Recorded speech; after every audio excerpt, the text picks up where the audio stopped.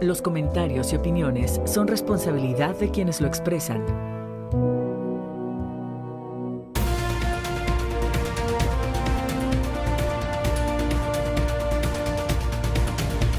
Me da mucho gusto recibirle en el espacio de la entrevista. Hoy tendremos un tema muy importante que estaremos platicando y que estaremos evaluando.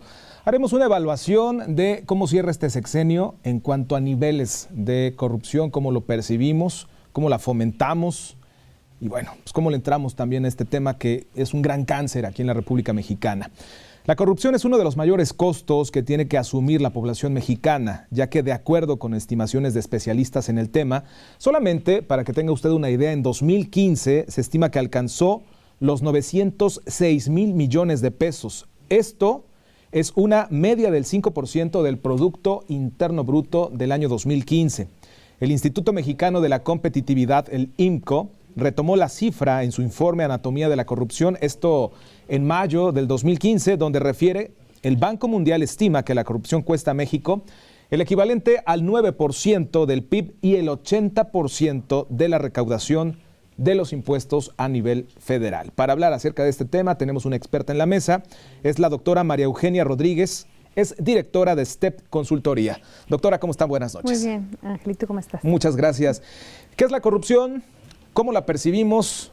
¿Cómo la fomentamos día a día también los mexicanos, los veracruzanos? Bueno, pues mira, la corrupción no es otra cosa más que, bueno, son varios delitos los que pueden formar parte de la corrupción y la corrupción es violar la ley. Cómo hacer uso de los recursos públicos para beneficiarse. Puede ser a través de un fraude, a través del enriquecimiento ilícito, lavado de dinero, tráfico de influencias. Hay varios factores que determinan el que una persona busque o acepte la corrupción. Y uno de ellos, y el más importante, puede ser el beneficio personal. Yo creo que un servidor público no debe de perder de vista jamás que está al servicio de la gente. Y no puede, por fácil que tenga acceso a esos recursos, el hacer uso de ellos. Tenemos que tener presente siempre que tiene que ser un beneficio a la población. ¿Cuál es el costo económico, el costo político y el costo social también de la corrupción? Porque son tres factores muy importantes que todos los vivimos, todos los sufrimos, y por todos estos y por estos tres estamos pagando las consecuencias en México. Bueno, ya lo comentabas, el costo económico muy alto, el 9% del PIB, del Producto Interno Bruto, es un factor o es una cantidad monetaria muy elevada. Con esa cantidad, bueno, ¿qué no se podría hacer en nuestro país? Y el costo social, pues bueno, yo creo que todos somos corruptos. Esa es una parte que a México le cuesta trabajo aceptar. Es fácil señalar a los políticos, es fácil señalar al servidor público, pero todos somos corruptos de alguna manera. Cuando buscas a una persona en alguna oficina de gobierno que a través de una cuota, una mordida, como comúnmente se le dice, saque adelante un proyecto, saque adelante un trámite, está siendo corrupto. Cuando le pagas a algún tránsito por alguna falta que cometiste vehicular, está siendo corrupto. México tiene que cambiar de raíz, Ángel. No solamente le debemos de exigir a los funcionarios públicos, tenemos que exigirle al vecino, claro, a aquel que saca la basura cuando está fuera de hora. Es que son detalles tan mínimos, pero que coinciden o que llevan precisamente a este tipo de actos, ¿no? Así es. Y ¿sabes qué? Que si nosotros como ciudadanos los pasamos por alto y formamos parte del grupo que continúa haciéndolo, estamos equivocados. Yo soy muy exigente en ese tema porque creo que tenemos que darle sobre todo un buen ejemplo a nuestros hijos y a todos aquellos infantes que van a la escuela y que se dan cuenta que el papá rebasa por la izquierda, que el papá no acepta o no cumple con las especificaciones o las normas escolares, etcétera, ¿no? Entonces, es un costo social que llevamos desde raíz. Hubo por ahí alguien que dijo que lo traíamos en la sangre. En el ADN, ¿no? Y no es cierto. Un niño no nace corrupto, se hace corrupto.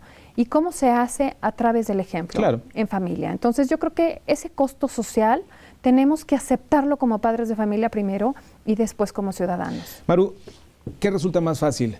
¿Combatir la corrupción o incorporarse a ella? Híjole, esa pregunta es algo complicada porque eso depende de tu calidad moral.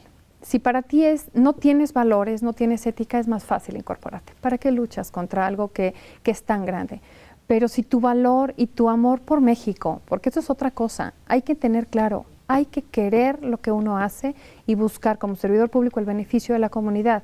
Entonces, tienes que tener muy claro tu ética y definitivamente evitar la corrupción. Pero, pues bueno, en este sexenio vimos como el sexenio más corrupto en toda la historia de México, que varios servidores públicos le dieron la espalda a la sociedad, ¿no? En definitiva, y su valor moral era muy poco. Ya que estamos entrando en este tema, ¿cómo cerramos? ¿Cómo cerramos el sexenio de Peña Nieto en temas que se quedan pendientes, como las investigaciones de la Casa Blanca, como los casos de corrupción, hasta Casalpica, Odebrecht, el tema de las investigaciones contra Javier Duarte de Ochoa? ¿Cómo cierra y qué cuentas da Enrique Peña Nieto a las y los mexicanos en cuanto al combate a la corrupción? Yo creo que no puede dar cuentas positivas, es en definitiva. Tenemos, te repito, el gobierno federal más fracasado en cuanto a corrupción. Se trataron de implementar reformas de transparencia, se implementó un sistema nacional anticorrupción que obedecía a convenios internacionales firmados por México, que ratificó ya pasados algunos años y que se vio obligado a tener que cumplir, pero que en realidad no están dando resultados. Yo creo que quedó a deber mucho el gobierno de Peña Nieto en cuanto a este tema. Hay muchas investigaciones que van a salir a la luz los resultados y que habrá castigados. Créeme, en esta ocasión, yo creo que en estos 6 años que van a iniciar el 1 de diciembre, van a empezar a verse casos de castigo a servidores públicos federales del sexenio que termina. ¿Considera usted, doctora María Eugenia, que la próxima administración federal, que está a punto de tomar posesión en 11 días, podría ser la primera administración que lleve a una investigación profunda, real, consistente, robusta a un presidente de la República? Definitivamente. Lo vamos a ver por primera vez en México. Estoy totalmente segura, esto no puede quedar así. Y las instrucciones que ha dejado ver el licenciado Andrés Manuel es realmente la lucha contra la corrupción. Toda su campaña no hablaba de otra cosa más que de la corrupción. Entonces, tiene que dar resultados y cumplir con esas promesas de campaña. Entonces no tiene otra opción más que realmente buscar quién sea el responsable de esa corrupción en el país. Se dice que lo contrario a la corrupción es la transparencia y a través de la transparencia podemos contrarrestar también el efecto de la corrupción. ¿Cómo transparentó el gobierno de Enrique Peña Nieto pues finalmente la información pública? Híjole, ¿yo qué te puedo decir? No hubo transparencia. Cuando empezaba a haber transparencia, se cortaron cabezas. Algo sucedía. Claro. Y entonces no hubo transparencia. Esto fue solamente una fachada. Tengo confianza, como te repito, que en esta administración realmente haya un poco más de transparencia. Sabemos que por muchos intereses tal vez no habrá al 100%, pero sí va a tener que darse un resultado, una cuenta a la sociedad, definitivamente porque exigimos, estamos hartos de la corrupción. Se dice que hasta este momento hay 486 casos de corrupción que acumula en expedientes la PGR. ¿Qué considera usted que entrará y quedará fuera del combate a la corrupción del gobierno que está por entrar? Tiene que entrar, dado mi conocimiento un poco sobre la administración, mucho el lavado de dinero. Tendrá que el narcotráfico, están planeando, bueno, se está previendo la posibilidad de la legalización. Esto tal vez traiga como consecuencia, bueno, evitar o disminuir un poco la corrupción y traer más transparencia de recursos que se hacen de manera ilícita, traer a su vez, bueno, el pago de impuestos que generaría un mayor recaudación federal y asimismo una inversión mejor en el país. Entonces yo creo que esperamos cambios, tenemos esperanzas y hay que darle tiempo al tiempo, ¿no? Investigación, Javier Duarte, específicamente Veracruz. Pactos. ¿Qué te puedo decir? Esperemos que se den realmente los resultados, pero estamos viendo que desde el momento en que se le dio una sanción irrisoria, bueno, realmente de burla para el pueblo mexicano, con el daño patrimonial tan elevado que tuvo el estado de Veracruz, nos podemos dar cuenta del resto, ¿no? 50,000 pesos de una fianza se los gastaba en una noche, en una cena, por ¿no? Supuesto. Por favor. Ajá. ¿Corrupción por falta de profesionalismo o obstrucción de la justicia? Falta de profesionalismo. Un servidor público no puede ir en contra de el deseo. Te vuelvo a repetir, todo está en entender que es atender al pueblo. Tenemos que darle un servicio al público. Definitivamente falta de profesionalización, ética, compromiso moral y responsabilidad. ¿Está cumpliendo el Sistema Nacional Anticorrupción con el objetivo que fue previsto o qué modificaciones se le tendrían que hacer?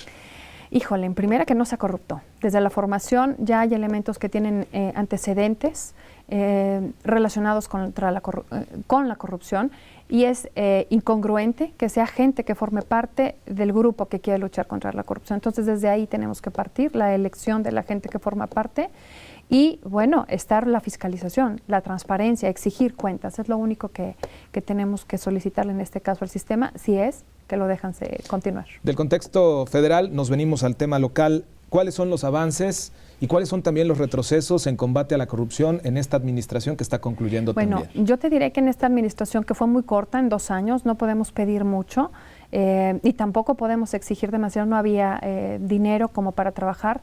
Creo que una promesa que hicieron o que se hizo en campaña, que era tratar de conseguir y de traer los capitales que habían sido tomados fuera de la legalidad, se hicieron en realidad. Tenemos varios ranchos, varias propiedades, tenemos mucho dinero en efectivo.